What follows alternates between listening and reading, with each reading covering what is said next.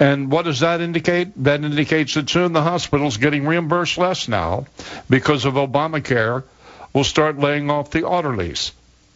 They'll be the next to go in cost-saving maneuvers.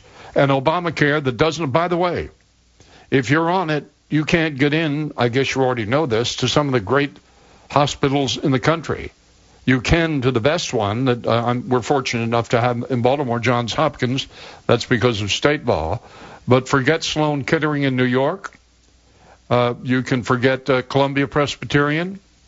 Cedars-Sinai in Los Angeles, one of the great hospitals. Won't be able to get in there.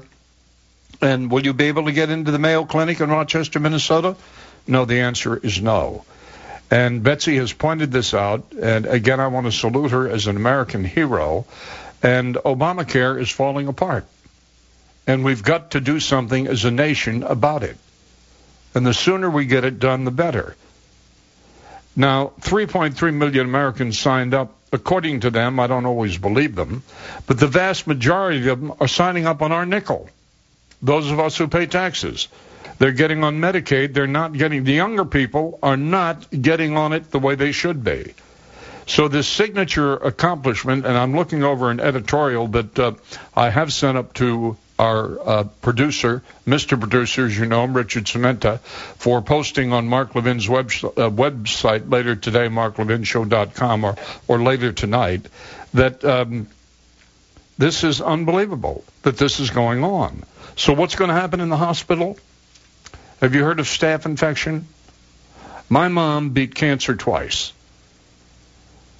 And the last time she beat it, it was colon cancer. And she beat it at Johns Hopkins Hospital. Then later on, at another hospital later in life, she passed away because of staph infection. There's even something worse than staph infection now that's a problem for thousands of hospitals across the country, and it's called C. difficile breaking out. And that is a very serious problem. And again, that's why Betsy McCoy, Dr. McCoy, has hospitalinfection.org, a site you can go to find out what you can do. But with all of these people not working in the hospital, and the hospitals having to lay people off, that means that you're going to have more spread, I believe, and I'm not a doctor, I'm not an expert, but I checked with her on this today, and she confirms it. There will be more staph, more C. difficile, more infection. What the hell is going on? Now, don't blame this one on the Republican. Don't try to say a Republican obstructionism. It has nothing to do with it. This horrifying healthcare system is destroying the best healthcare system in the world.